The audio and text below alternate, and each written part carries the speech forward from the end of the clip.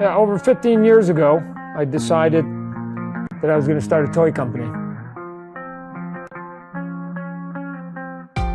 One of the things that I wanted to do was to just make the coolest figures that were out there. The visual look of them, just add more detail, more paint.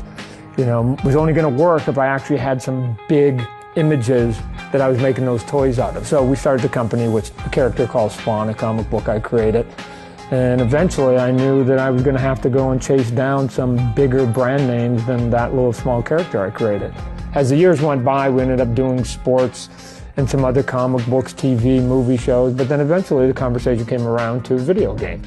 I wanted to be able to take what was starting to set our company apart, which was the amount of detail we were putting into it. We were able to survive against the big giant toy companies only for one reason, because we just were making a cooler, better looking toy. And we wanted to then branch out and take that cool look to people who were playing video games. And on that short list had to be the Halo franchise. And so we ended up making a call out to Microsoft. Luckily, they were in a mood. They were having a good run with their video games. And we were able to get the contract just before Halo 3 launched. So the big task for McFarlane Toys, for myself, was how can we bring that talent now to Halo? When we first began doing the first line of toys, this is for Halo 3, we literally had to take the reference that we could see with our own eyes, the same reference that anybody else would have seen. And then we had to basically take our clay or our digital 3D modeling, and we had to look at that image, and then we had to make an interpretation of it. We were sent reference, we had to look at the reference, and I've got the best sculptors in the business. Take a look at some of this stuff and it'll blow your mind. How were we able to look at the reference and make an interpretation of it and then eventually make a toy out of it? Although I thought we did a great job, it's not the best way. What I was hoping for is that once we got past that first wave of toys, I would be able to sort of have built up enough sort of confidence on Microsoft's part to be able to ask them for the keys to the cars, which for me was their 3D models. And here's why that made so much sense. I wanted to take what was actually there. I wanted to make the Master Chief as he actually exists in the game. Why do a McFarlane interpretation of Master Chief? Why not just do Master Chief?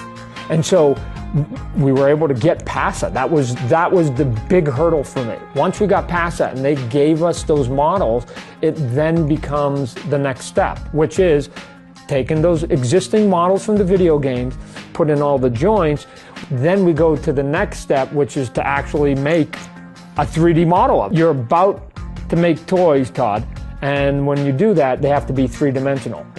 And so I'm going to walk you through some of the process and hope you'll find some of it interesting along the way. Thanks.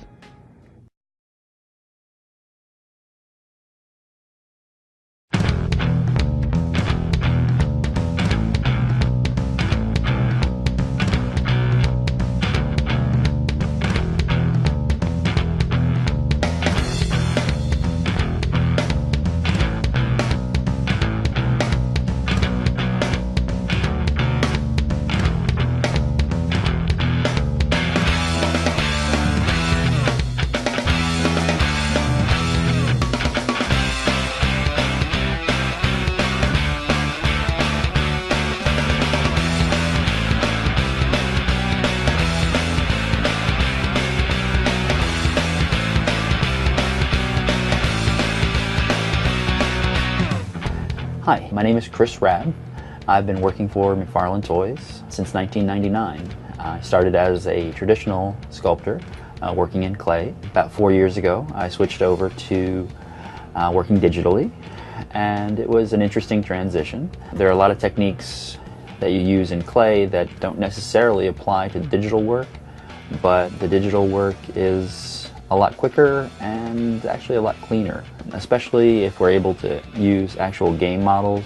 The fact that we have their resources available to us makes our final sculpt that much better because it gets the models as accurate as possible.